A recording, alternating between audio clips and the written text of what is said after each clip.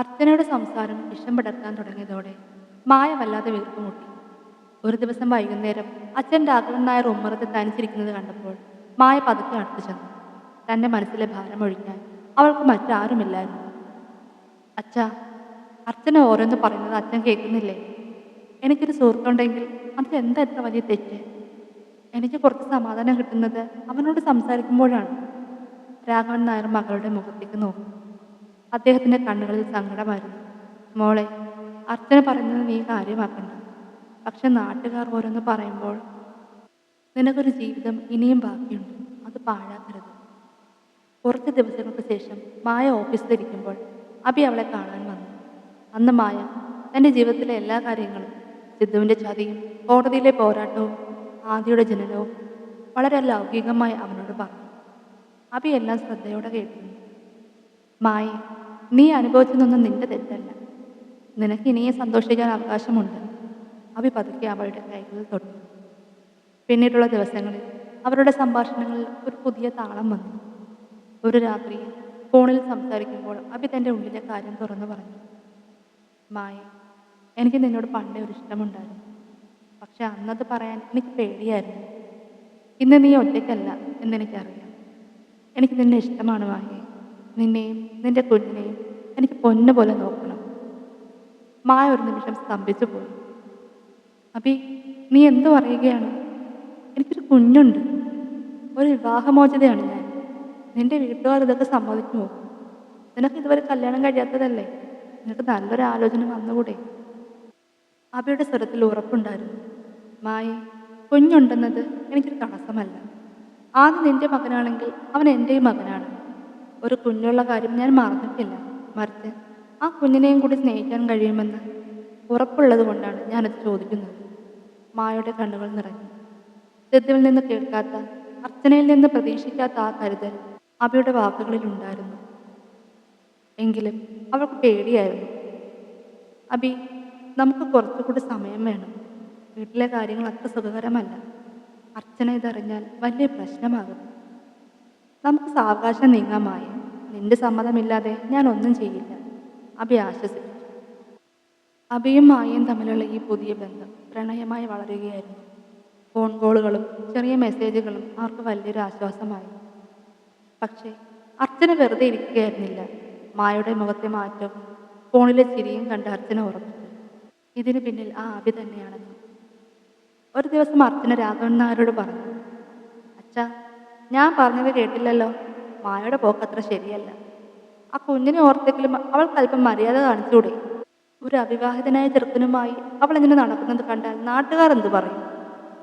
വീട്ടിൽ വീണ്ടും ഒരു യുദ്ധത്തിന്റെ കാർമേഘങ്ങൾ ഉരുണ്ടുകൂടുകയായിരുന്നു. അർച്ചനയുടെ ഒളിഞ്ഞു നോട്ടങ്ങൾ സഹിക്കവയ്യാതെ വന്നപ്പോഴാണ് മായ തന്റെ മനസ്സിലെ ഭാരം അബിയോട് തുറന്നു പറഞ്ഞത്.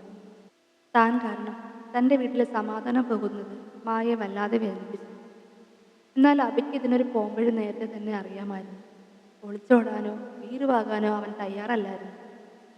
മായേ, നിന്റെ വീട്ടുകാർക്ക് എന്നെക്കുറിച്ചൊരു സംശയമുണ്ടെങ്കിൽ അത് നേരിട്ട് തീർക്കുന്നതല്ലേ നല്ലത്. ഞാൻ അങ്ങോട്ട് വരാം. നിന്റെ അച്ഛനോടും ഏട്ടനോടും സംസാരിക്കാം. എനിക്ക് നിന്നോടുള്ളത് വെറുമൊരു നേരം പോക്കല്ലെന്ന് അവർക്ക് മനസ്സിലാകണം. അബിയുടെ വാക്കുകളിൽ വലിയൊരു ഉറപ്പുണ്ടായിരുന്നു. മായയ്ക്ക് പേടിയുണ്ടായിരുന്നു, പ്രത്യേകിച്ച് അർച്ചനയുടെ പ്രതികരണം എന്താകുമെന്ന് ആലോചിക്കുമ്പോൾ.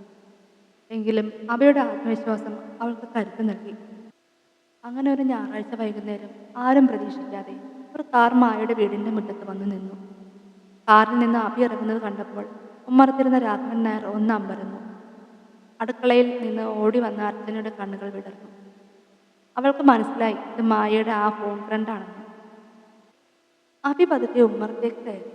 രാഘവൻ നായരെ നോക്കി വിനയത്തോടെ കൈകൂപ്പി. അങ്കിൾ, എൻ്റെ പേര് അഭിജിത്ത്. മായയുടെ കൂടെ പഠിച്ചതാണ്. എനിക്ക് അങ്കിളിനോട് കുറച്ച് കാര്യങ്ങൾ സംസാരിക്കാനുണ്ട്. നിതിനും ആ സമയം അവിടേക്ക് വന്നു. എല്ലാവരും സ്വീകരണ മുറിയിലിരുന്നു. മായ തൻ്റെ മുറിക്കുള്ളിൽ ആദ്യം ചേർത്ത് പിടിച്ച് വിറയലോടെ ഇരിക്കുകയായിരുന്നു. അർച്ചന വാതിലിന് പിന്നിൽ നിന്ന് എല്ലാം ശ്രദ്ധിക്കുന്നുണ്ടായിരുന്നു. അബി ഒട്ടും പതറാതെ സംസാരിച്ചു തുടങ്ങി. അങ്കിൾ, മായയുടെ ജീവിതത്തിലുണ്ടായ കാര്യങ്ങളെല്ലാം എനിക്കറിയാം. അവൾ അനുഭവിച്ച ചതിയും വേദനയുമെല്ലാം. എനിക്ക് മായ ഇഷ്ടമാണ്. അവളെ വിവാഹം കഴിക്കാൻ ഞാൻ ആഗ്രഹിക്കുന്നു. ഇത് വെറുമൊരു വൈകാരികമായ തീരുമാനമല്ല. അർച്ചന പെട്ടെന്ന് ഇടയിൽ കയറി. ഓ, അപ്പോൾ മായ പറഞ്ഞതൊക്കെ സത്യമാണല്ലേ? ഒരു അവിവാഹിതനായ ചെറുക്കൻ ഒരു കുട്ടിയുള്ളവളെ കെട്ടാൻ വരുന്നു എന്ന് പറഞ്ഞാൽ ആരെങ്കിലും വിശ്വസിക്കുമോ? നിന്റെ വീട്ടുകാർ ഇതിന് സമ്മതിക്കുമോ? അതോ വല്ല ഒളിച്ചോടാനുള്ള പ്ലാനാണോ? അഭി ശാന്തമായ അർച്ചനയെ നോക്കി. ചേച്ചി, എനിക്ക് ഒളിച്ചോടേണ്ട ആവശ്യമില്ല. എൻ്റെ വീട്ടിൽ ഞാൻ എല്ലാം സംസാരിച്ചു കഴിഞ്ഞു. എൻ്റെ അമ്മയ്ക്ക് മായയെ അവളുടെ കുഞ്ഞിനെ സ്വീകരിക്കാൻ സമ്മതമാണ്. ആദ്യം സ്വന്തം മകനായി കാണാൻ എനിക്ക് കഴിയും. ഒരു കുഞ്ഞുള്ള കാര്യം ഞാൻ മറന്നു പോയിട്ടില്ല. മറിച്ച് ആ കുഞ്ഞിനും കൂടി ഒരു അച്ഛനാകാൻ എനിക്ക് കഴിയുമെന്ന് ഉറപ്പുള്ളത് കൊണ്ടാണ് ഞാനിന്നിവിടെ വന്നത്. അബിയുടെ ആ മറുപടിയിൽ അർച്ചനയുടെ നാവ് ഇറങ്ങിപ്പോയി. അവൾ വിചാരിച്ചത് അബി എന്തെങ്കിലും പറഞ്ഞ് ഒഴിഞ്ഞു മാറുമെന്നാണ്. പക്ഷെ അവൻ്റെ ആ നിശ്ചയദാർഢ്യം രാഘവൻ നായരെയും നിതിനെയും ചിന്തിപ്പിച്ചു. രാഘവൻ നായർ അബിയെ നോക്കി. മോനെ, മായയ്ക്ക് ഒരുപാട് മുറിവുകളേറ്റതാണ്. ഇനിയും ഒരു പരീക്ഷണം താങ്ങാൻ അവൾക്ക് കഴിയില്ല. അതുകൊണ്ട് തന്നെയാണ് അങ്കിൾ ഞാൻ ഇങ്ങോട്ട് വന്നത്. മായയെ പൊന്നുപോലും ഞാൻ നോക്കിക്കോളാം. ആദ്യയുടെ കാര്യത്തിൽ നിങ്ങൾക്കൊരു പേടിയും വേണ്ട. അവൻ എൻ്റെ ജീവനായിരുന്നു, അഭി ഉറപ്പിച്ച് പറഞ്ഞു. മുറിക്കുള്ളിൽ ഇരുന്ന മായയുടെ കണ്ണുകൾ നിറഞ്ഞു. സിദ്ധുവിൽ നിന്ന് അവൾ ആഗ്രഹിച്ചതും എന്നാൽ കിട്ടാതെ പോയതും ഈ സുരക്ഷിത ബോധമായിരുന്നു. നിതിൻ പതുക്കെ മുറിയിലേക്ക് ചെന്ന് മായയെ വിളിച്ചു. മായ വിറയ്ക്കുന്ന കൈകളോടെ ഉമ്മറത്തേക്ക് വന്നു. അഭി അവളെ നോക്കി ഒന്ന് പുഞ്ചിരി. ആ പുഞ്ചിരിയിൽ അവൾക്ക് വലിയൊരു ആശ്വാസം തോന്നി. അർച്ചന അപ്പോഴും വെറുകുറുക്കുന്നുണ്ടായിരുന്നു. ഇതൊക്കെ എത്ര നാൾ പോകുമെന്ന് നമുക്ക് കാണാം. പക്ഷെ അവളുടെ വാക്കുകൾക്ക് ഇപ്പോൾ ആരും വില കൊടുത്തില്ല.